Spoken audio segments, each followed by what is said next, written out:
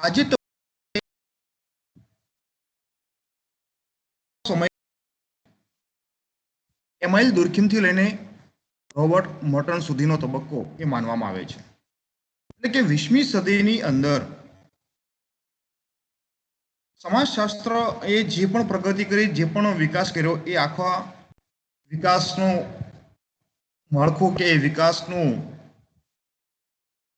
સ્વરૂપ આ તબક્કાની અંદર આપણે જોઈ શકીએ છીએ.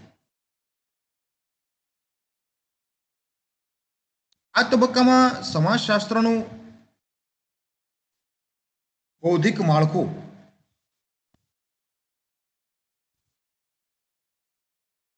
અહીંયા તૈયાર થયું છે.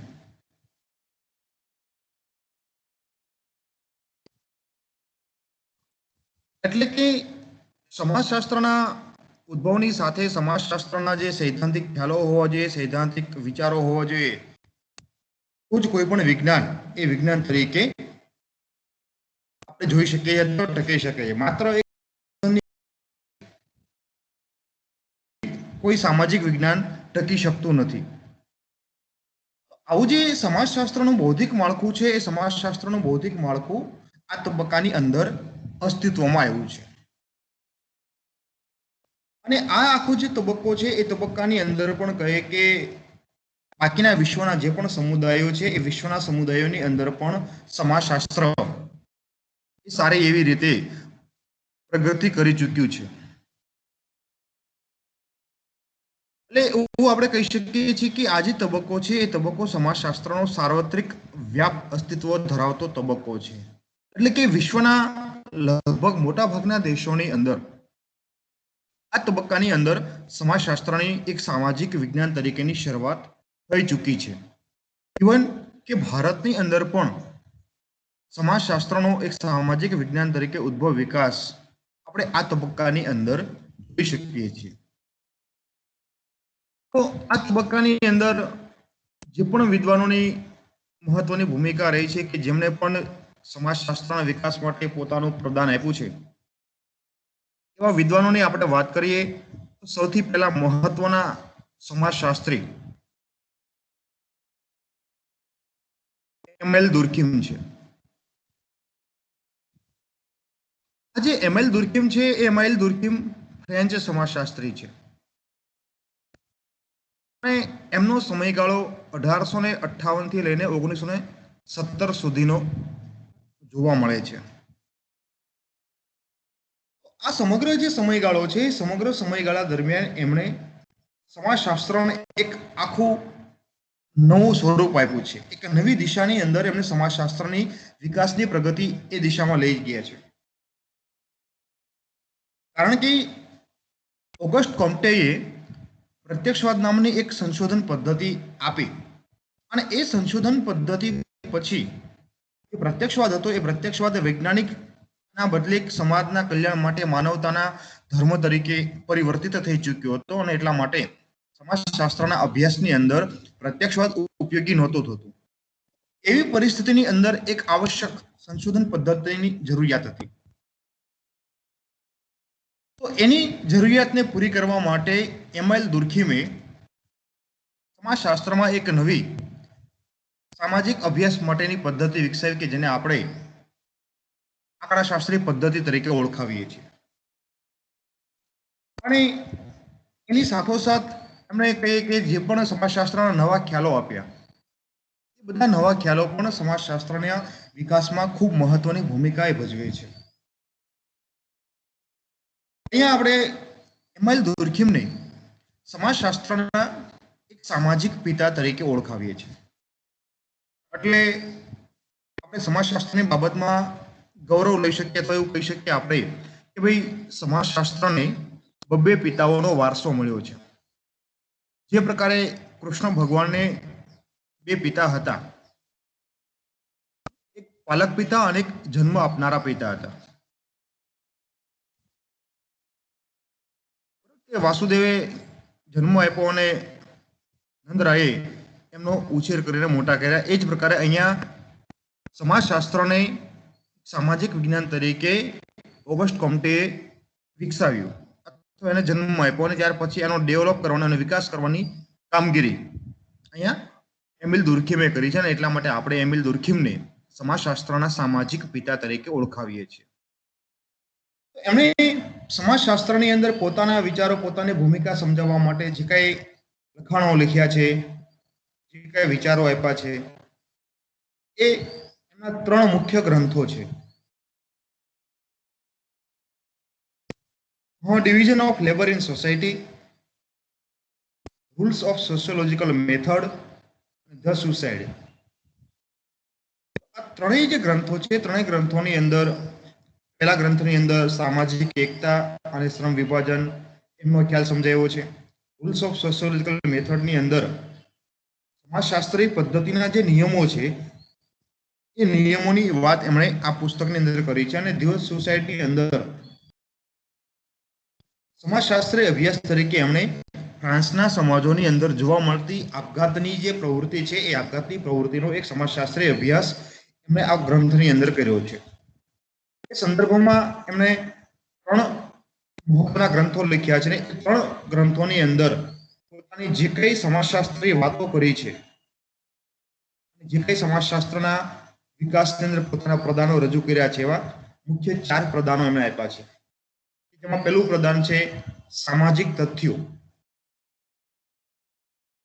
સામાજિક તથ્યોનો ખ્યાલ સમાજશાસ્ત્રીય અભ્યાસ માટે મહત્વનો માનવામાં આવે છે. સામાજિક તથ્યમાં એમણે શું કીધું છે કે ભાઈ જે રીતે આપણે ભૌતિક પદાર્થો છે, નિર્જીવ પદાર્થો છે કે જેને આપણે એક વસ્તુ ગણીએ છીએ, અને એ વસ્તુને જોઈને વસ્તુને સ્વરૂપના આધારે આપણે એમનો અભ્યાસ કરી શકીએ છીએ અથવા એની માહિતી આપણે મેળવી શકીએ છીએ. જેમ કે તમે તમારી આજુબાજુમાં નજર દોડાવશો, ઘણી બધી તમને વસ્તુ, ભૌતિક વસ્તુઓ તમને જોવા મળશે. તમારી પર પંખો હશે, ટ્યુબલાઇટ હશે, ટેબલ હશે, ખુરશી હશે. આ બધી ભૌતિક વસ્તુઓ છે. એ બધી ભૌતિક વસ્તુને આપણે જોઈને સમજી શકીએ છીએ. એ જ પ્રકારે દુર્ખીમ એવું કહે છે કે સમાજની અંદર જોવા મળતી જે પણ સામાજિક બાબતો છે, એ સામાજિક બાબતોને પણ એક વસ્તુ તરીકે ગણીને, એક ભૌતિક ઘટનાની જેમ વાસ્તવિક એ અભૌતિક તથ્યો ગણીને, ઘટકો ગણીને એમનો પણ જો અભ્યાસ કરવામાં આવે તો સમાજ વિશેની વાસ્તવિક માહિતી આપણે મેળવી શકીએ છીએ. એટલા માટે એમણે સામાજિક તથ્યનો ખ્યાલ વિકસાવ્યો છે. બીજો જે ખ્યાલ વિકસાવ્યો છે, સામાજિક એકતાના પ્રકારોની વાત કરી છે. અને એ સામાજિક એકતાની અંદર એમણે એવી વાત કરી છે કે આખું જે સમાજનું માળખું છે, આખી જે સમાજની વ્યવસ્થા છે, આખો જે સમાજ છે, સમાજ એની મેળે આપોઆપ ટકી શકતો નથી. પણ એ સમાજની અંદર જોવા મળતા એના જે આંતરિક ભાગો છે, એના પેટા ભાગો છે, એ પેટા ભાગો વચ્ચે ચોક્કસ પ્રકારનું કોન્ક્રીટ, ચોક્કસ પ્રકારનું એક આખું બંધન હોય છે. અને એ બંધન એટલે સામાજિક એકતા. એટલે કે જે પ્રકારે આપણું માનવ શરીર છે, એ માનવ શરીર આપણે જે સ્વરૂપે, જે પ્રકારે આપણે જોઈએ છીએ, એ આખું આપણું માનવ બોડી, હ્યુમન બોડી એમ જ નથી ટકતું, પણ એની અંદર રહેલા જે અલગ અલગ અવયવો છે, અલગ અલગ ઓર્ગન છે, અને એ ઓર્ગન પોતે એકબીજા સાથે એટલા બધા એટેચમેન્ટ કે જોડાણ ધરાવતા હોય છે કે જેનાથી દરેકને પારસ્પરિક પોતપોતાની મદદ કરે છે અને એ પોતાના જે કામો છે એ બીજાના ભાગોની સાથે રહીને કરે છે. અને એટલા માટે આપણે આપણું હ્યુમન બોડીને એક જીવિત અવસ્થાની અંદર જોઈએ છીએ. એ જ પ્રકારે સમાજની અંદર સમાજના જે પેટા ભાગો છે, એ સમાજના પેટા ભાગો વચ્ચેનું જે એટેચમેન્ટ છે, એ એટેચમેન્ટ અહીંયા દુર્ખીમ સામાજિક એકતા તરીકે ઓળખાવે છે. ત્યાર પછી ત્રીજું પ્રદાન આપ્યું છે એમણે શ્રમ વિભાજનના પ્રકારની વાત કરી છે. આખું જે શ્રમ વિભાજનનો ખ્યાલ છે, એટલે કે સાદી ભાષામાં આપણે કહી શકીએ, શ્રમ એટલે મહેનત કે કામ કે પ્રવૃત્તિ, કાર્ય. એ જે પણ સમાજના અલગ અલગ વિભિન્ન પ્રકારના જે સામાજિક કાર્યો છે, એ સામાજિક કાર્યોની અંદર સમાવિષ્ટ થતા જે પણ સમાજના સભ્યો છે, એ સમાજના સભ્યોને વ્યક્તિની લાયકાત, વ્યક્તિની જાતિ, વ્યક્તિની ઉંમર, વ્યક્તિની જે પણ અલગ અલગ કેટેગરી છે, અલગ અલગ જે માપદંડો છે, એ માપદંડોને ધ્યાનમાં રાખીને જ્યારે એમને કાર્યની સોંપણી કરવામાં આવે છે કે જેનાથી કોઈ પણ કાર્ય એ સરળતા રીતે થઈ શકે અને સમાજની વ્યવસ્થા ટકી શકે, એ આખો ખ્યાલ સમજાવતો શ્રમ વિભાજનનો ખ્યાલ એમણે રજૂ કર્યો છે. અને ત્યાર પછી આત્મહત્યાનો જે સિદ્ધાંત છે, એ આત્મહત્યાના સિદ્ધાંતની વાત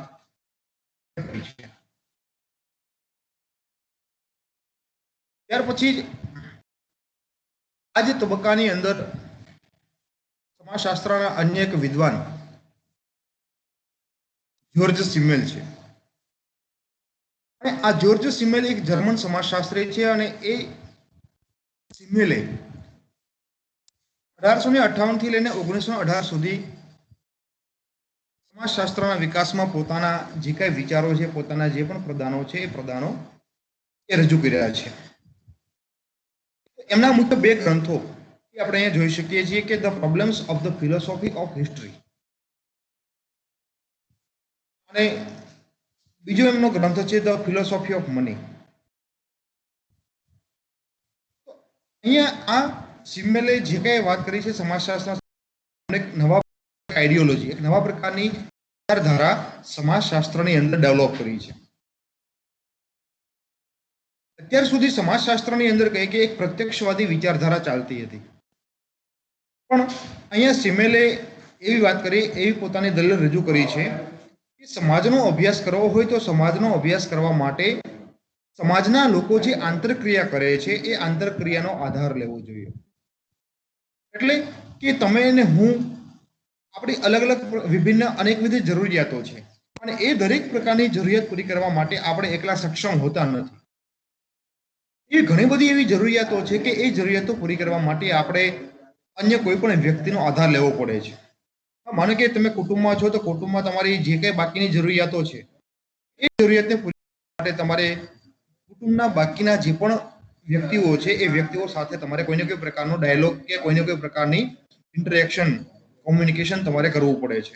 ભૂખ લાગે છે તો ભૂખ લાગતાની સાથે તમારે જમવા માટે તમારા મમ્મી સાથે, બેન સાથે, પત્ની સાથે એ તમારે આંતરક્રિયા કરવી પડે છે. તમારે અત્યારે માનો કે તમારે અત્યારે પૈસાની જરૂરિયાત છે તો પૈસાની જરૂરિયાત પૂરી કરવા માટે તમારે પિતા સાથે એ ડાયલોગ કરવો પડે છે. આવી જે પણ જરૂરિયાતો છે એ જરૂરિયાતો પૂરી કરવા માટે આપણે કુટુંબ અને સમાજના બાકીના જે પણ લોકો છે એ લોકો સાથે આપણે ઇન્ટરેક્શન કરીએ છીએ, કોઈને કોઈ પ્રકારની આંતરક્રિયા કરીએ છીએ. એ આંતરક્રિયાના આધારે જ સમગ્ર સમાજની વ્યવસ્થા ટકી શકે છે. એમનો આ જે દલીલ છે, એમની આ જે કંઈ તર્ક હતો એ તર્કના આધારે એમણે એક નવી આખી આઈડિયોલોજી વિકસાવી કે જેને સ્વરૂપવાદી શાખા કહેવામાં આવે છે. અને એ સ્વરૂપવાદી શાખાનો વિકાસ સમાજશાસ્ત્રની અંદર એક મહત્વના એક નવી આઈડિયોલોજી માનવામાં આવે છે. એટલે કે સમાજ અને સમાજની જે પણ પેટા વ્યવસ્થા છે એ પેટા વ્યવસ્થાની અંદર જોવા મળતા જે સભ્યો છે એ જે કઈ પ્રકારે ઇન્ટરેક્શન કરે છે, જે પણ આંતરક્રિયા કરે છે, એના આધારે સમાજની એકતા, સમાજનું અસ્તિત્વ એ નક્કી થતું હોય છે. આ દલીલ, આ પ્રકારની વાતો એમણે પોતે સમાજશાસ્ત્રના વિકાસની અંદર એ રજૂ કરી છે. ત્યાર પછીના વિદ્વાનની આપણે વાત કરીએ એ છે મેક્સ વેબર.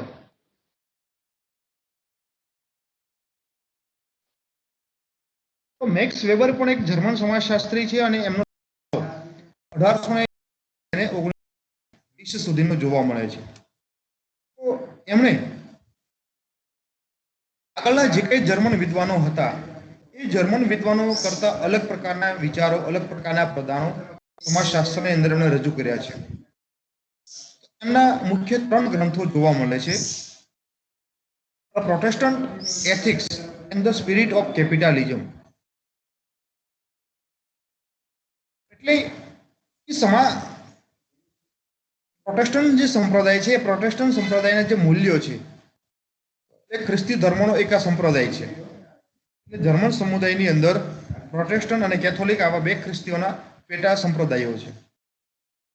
એ પૈકી પ્રોટેસ્ટન્ટ સંપ્રદાયના જે મૂલ્યો છે એ મૂલ્યો અને મૂડીવાદી વ્યવસ્થા વચ્ચે કેવો સંબંધ છે એ તપાસવા માટે એમણે જે કંઈ અભ્યાસ કર્યા એ આખો અભ્યાસ આ ગ્રંથની અંદર આપણે જોઈ શકીએ છીએ.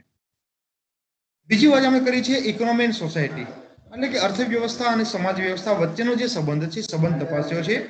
અને ત્રીજો ગ્રંથ એમણે લખ્યો છે the methodology of the social science, સામાજિક વિજ્ઞાન માટેનું જે પદ્ધતિશાસ્ત્ર છે એ પદ્ધતિશાસ્ત્ર એમણે એ રજૂ કર્યું છે.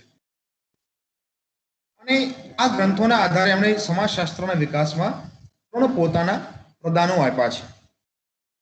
એમાં પહેલું પ્રદાન છે સામાજિક ક્રિયાનો ખ્યાલ છે.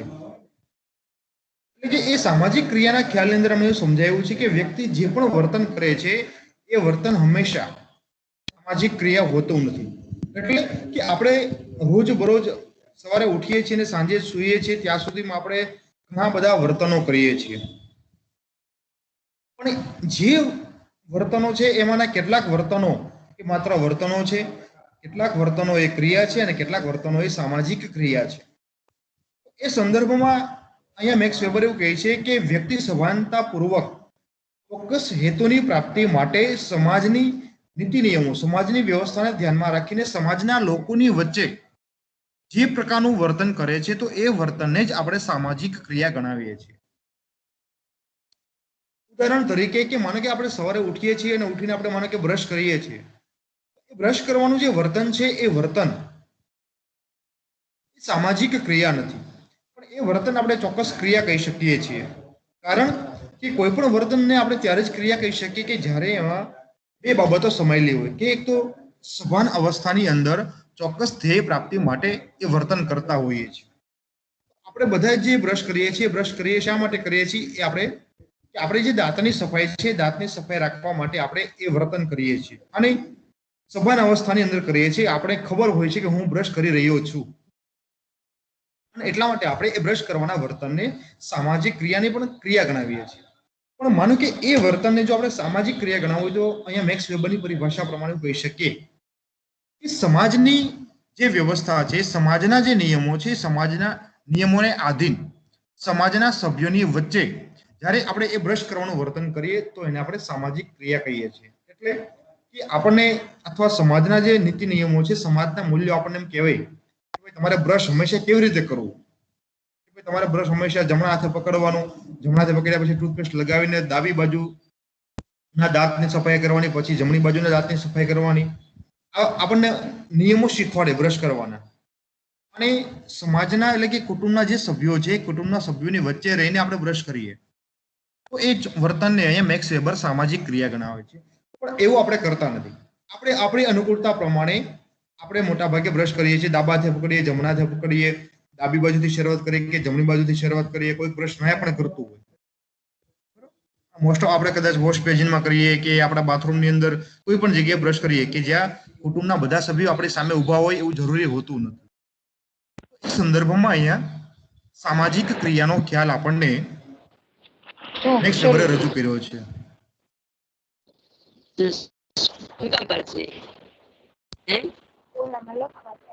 બીજો જે ખ્યાલ રજૂ કર્યો છે એ આદર્શ પ્રકારનો ખ્યાલ છે અને એ આદર્શ પ્રકાર એટલે એક સંશોધન પદ્ધતિ છે. અને ત્યાર પછી આપણે સત્તાના પ્રકારોની ચર્ચા કરી છે. સત્તાનો જે ખ્યાલ છે એ સત્તાના ખ્યાલની વાત એ અહીંયા પોતાના પ્રદાનની અંદર કરી છે. એટલે કે સમાજની જે વ્યવસ્થા છે, સમાજની વ્યવસ્થાની અંદર કેટલીક એવી વિશિષ્ટ વ્યક્તિઓ હોય છે કે જે વ્યક્તિ હંમેશા સમાજના લોકોનું વર્તન અને સમાજને નિયંત્રણ કરતી એક એની પાસે સત્તા હોય છે. આવી જે વ્યક્તિ છે એ વ્યક્તિના ધ્યાનમાં રાખીને અલગ અલગ પ્રકારની સત્તાના ખ્યાલો સમજાવ્યા છે. એટલે કે આ વિદ્વાનો પછી 20મી સદીના શરૂઆતના સમયગાળાની અંદર અમેરિકન સમાજશાસ્ત્રીઓની ભૂમિકા મહત્વની રહી છે. એટલે તમે જોશો કે મોટાભાગે ફ્રાન્સથી શરૂ થઈ, ઇંગ્લેન્ડમાં ગઈ, ઇંગ્લેન્ડમાંથી ફરી જર્મનમાં ગયો, જર્મનમાંથી ફરી પાછા અમેરિકાની અંદર સમાજશાસ્ત્રની જે વિકાસની દિશા છે પહોંચી છે. અને જે પણ આ સમયગાળા હતો એ સમયગાળાની અંદર લેસ્ટર વોર્ડ, ગ્રેહામ સમનર અને થોર્સ્ટન વેબલેન આ બધા અમેરિકન વિદ્વાનોની ભૂમિકા સમાજશાસ્ત્રના વિકાસમાં મહત્વની માનવામાં આવે છે. 20મી સદીના અંત ભાગની અંદર ચાર્લ્સ કુલી, રોબર્ટ પાર્ક, સોરોકિન અને રોબર્ટ મર્ટનની ભૂમિકા એ મહત્વની માનવામાં આવે છે. રોબર્ટ મર્ટને પોતાના પુસ્તકમાં રજૂ કર્યું છે કે social theory and social structure, એક આ એમને પુસ્તક લખ્યું અને એ પુસ્તકની અંદર એમણે મધ્ય ક્ષેત્રીય સિદ્ધાંતોનો વિકાસ કર્યો છે. એટલે કે અત્યાર સુધી આપણે જે પણ વિદ્વાનોની વાતો કરી ગયા એ બધા વિદ્વાનો હંમેશા એવું કહેતા કે સમગ્ર આપણો જે સમાજ છે એ સમગ્ર સમાજને ધ્યાનમાં રાખીને સમાજનો અભ્યાસ કરવામાં આવે તો સમાજ વિશેની માહિતી મળી શકે. પણ અહીંયા રોબર્ટ મોર્ટન આગળના બધા વિદ્વાનોની જે પણ દલીલો છે, જે પણ વાતો છે, એનો વિરોધ કરીને પોતે એવું કહે છે કે સમગ્ર સમાજનો અભ્યાસ કરવો એ સમાજના સભ્ય માટે શક્ય નથી. અને એટલા માટે એમણે મિડલ રેન્જ થિયરી વિકસાવી કે મધ્ય ક્ષેત્રીય સિદ્ધાંત વિકસાવ્યો. અને એમાં પોતે એવું કહે છે કે ભાઈ સમગ્ર સમાજ નહીં, પણ સમગ્ર સમાજ પૈકીના કેટલાક એવાના પ્રતિનિધિઓ કહી શકાય એવા કેટલાક નાના નાના એકમોને પસંદ કરવાના, અને એ નાના નાના એકમો પસંદ કરીને એમનો અભ્યાસ કરીને એમાં જે જાણવા મળતી બાબત છે એ બાબત સમગ્ર સમાજને લાગુ પાડવી જોઈએ, કે જેનાથી સમાજ વિશેની વાસ્તવિક અને વસ્તુલક્ષી માહિતી મળી શકે. આવી મધ્ય ક્ષેત્રીય સિદ્ધાંતની થિયરી છે, થિયરી અહીંયા રોબર્ટ મોર્ટને એ વિકસાવેલી છે. ત્યાર પછી વાત કરીએ કે મોટાભાગે આ તબક્કાની અંદર ભારતની અંદર પણ સમાજશાસ્ત્ર ઉદ્ભવ વિકાસ થઈ ચૂક્યું હતું. એટલે કે 1919 ની અંદર મુંબઈ યુનિવર્સિટીની અંદર પેટ્રિક ગિડન્સ નામના પ્રોફેસરે મુંબઈ યુનિવર્સિટીની અંદર સમાજશાસ્ત્ર વિષય દાખલ કર્યો અને સમાજશાસ્ત્ર વિષય ભણાવવાની એમણે શરૂઆત કરી. અને એ સમાજશાસ્ત્ર વિષય ભણવાની શરૂઆત થતાની સાથે કહે કે ભારતના જે વિદ્યાર્થીઓ હતા એ ભારતીય વિદ્યાર્થીઓ સમાજશાસ્ત્ર વિશે ભણવાની શરૂઆત કરી. અને એવા સૌથી પહેલા ભારતીય વિદ્યાર્થી ડોક્ટર જીએસ ધુરીએ હતા. અને એ ડોક્ટર જીએસ ધુરીએ ત્યાર પછી ભારતીય સમાજશાસ્ત્રના આપણા ભીષ્મ પિતામહ તરીકે આપણે એને ઓળખાવીએ છીએ. અને કે ભારતીય સમાજશાસ્ત્ર છે એ ભારતીય સમાજશાસ્ત્ર વિકસવા માટે જીએસ ધુરીએ મહત્વની ભૂમિકા એ ભજવી હતી. અને ભારતીય સમાજની વિશિષ્ટ કહી શકાય એવી જે જ્ઞાતિનો ખ્યાલ છે, જ્ઞાતિનો ખ્યાલ સમાજશાસ્ત્રીય સંદર્ભમાં એ રજૂ કર્યો છે. અહીંયા એ તમે જીએસ ધુરીએનું એ ચિત્ર એ જોઈ શકો છો. તો આ રીતે અહીંયા કુલ મળીને સમાજશાસ્ત્રની જે ઉદ્ભવ વિકાસની રૂપરેખા છે એ રૂપરેખાને આપણે ટૂંકમાં એની ચર્ચા અહીંયા કરી છે. તો આજે 3 તબક્કા છે એ 3 તબક્કાની અંદર સમાજશાસ્ત્રના ઉદ્ભવ વિકાસ માટેના આખા જે પણ ઘટનાક્રમો છે કે જે પણ બાબતો છે અહીં આપણે જોઈ શકીએ છીએ. અને આ સાથે આપણો સમાજશાસ્ત્રના ઉદ્ભવ વિકાસનો જે કઈ આખો મુદ્દો હતો એ મુદ્દો આપણે અહીંયા કરીએ છીએ.